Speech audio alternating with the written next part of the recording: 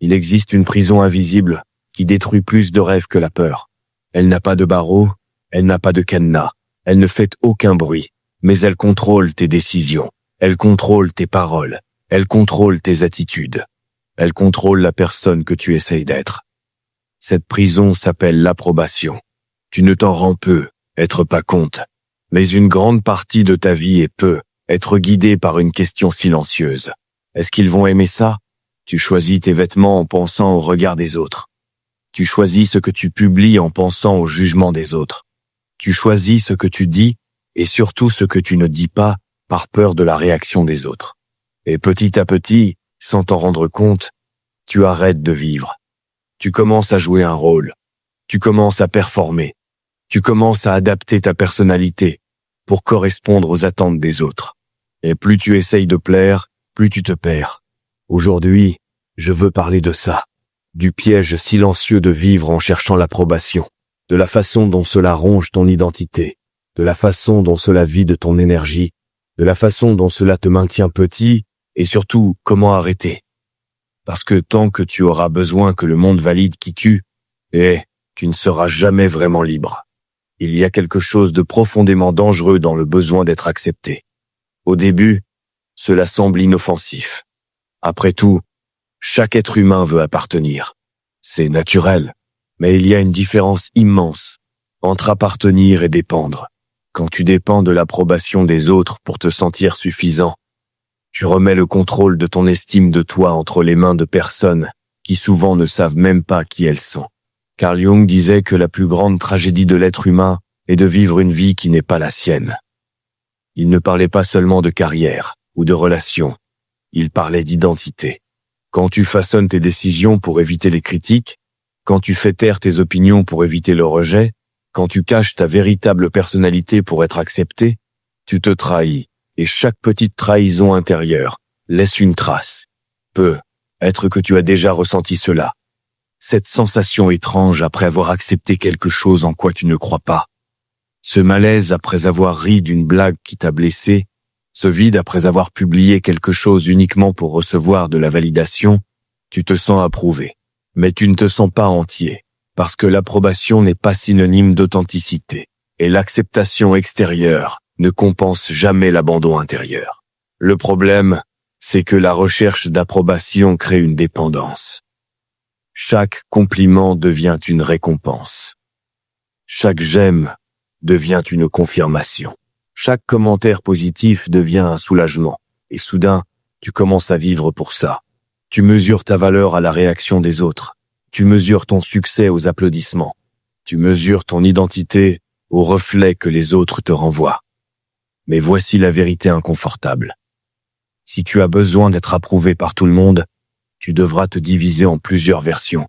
Une version pour tes amis, une version pour ta famille, une version pour le travail, une version pour Internet.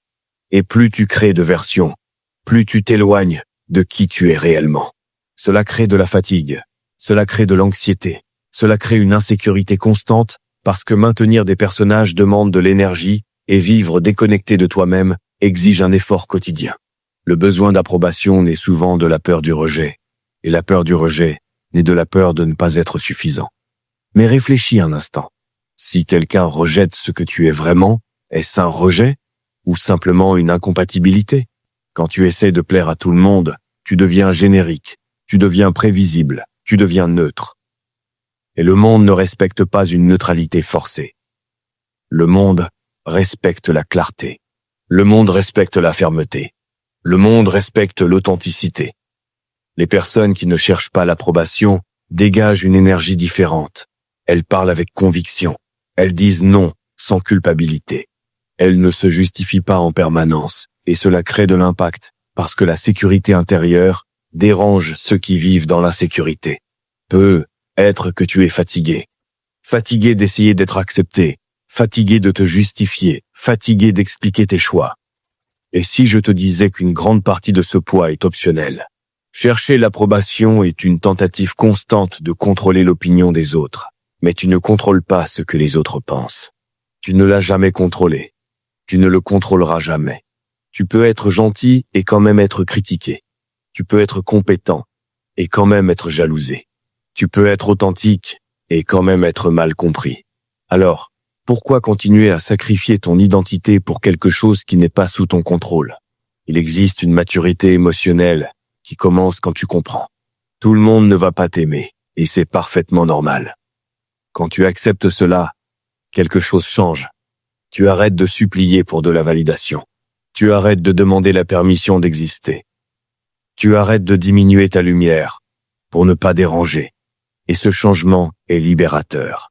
Au milieu de ce processus de reconnexion avec toi-même, beaucoup de personnes réalisent qu'elles doivent réapprendre à vivre consciemment, réorganiser leurs pensées, réorganiser leurs priorités, réorganiser leurs décisions.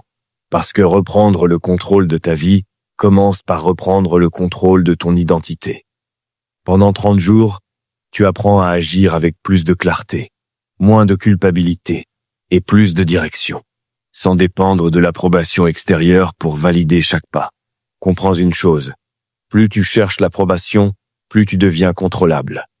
Parce que celui qui a besoin d'être aimé par tout le monde finit par avoir peur de déplaire à quelqu'un. Et celui qui a peur de déplaire n'ose plus se positionner. Il adoucit ses paroles, il édite ses opinions, il filtre sa personnalité et sans s'en rendre compte, il disparaît. Il disparaît derrière des sourires forcés, il disparaît derrière des « ça ne me dérange pas ». Il disparaît derrière des « comme tu veux », mais au fond, quelque chose s'éteint. Et un jour, tu te regardes dans le miroir et tu ne sais plus vraiment qui tu es. La liberté commence le jour où tu acceptes de déplaire. Pas par arrogance, pas par provocation, mais par intégrité. Tu n'es pas ici pour être applaudi. Tu es ici pour être aligné. Et l'alignement demande du courage. L'approbation est séduisante. Elle donne une sensation d'appartenance. Elle donne une sensation de valeur.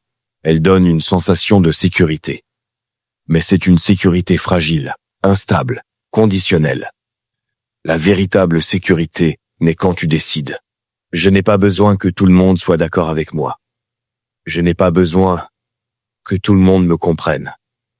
Je n'ai pas besoin que tout le monde me valide. J'ai seulement besoin d'être cohérent avec moi-même. Et quand tu arrives à ce point, tu deviens inébranlable. Non pas parce que personne ne te critique, mais parce que la critique ne définit plus qui tu es. Non pas parce que tout le monde t'approuve, mais parce que tu t'es déjà approuvé toi-même. Alors aujourd'hui, retiens ceci. Arrête de chercher l'approbation.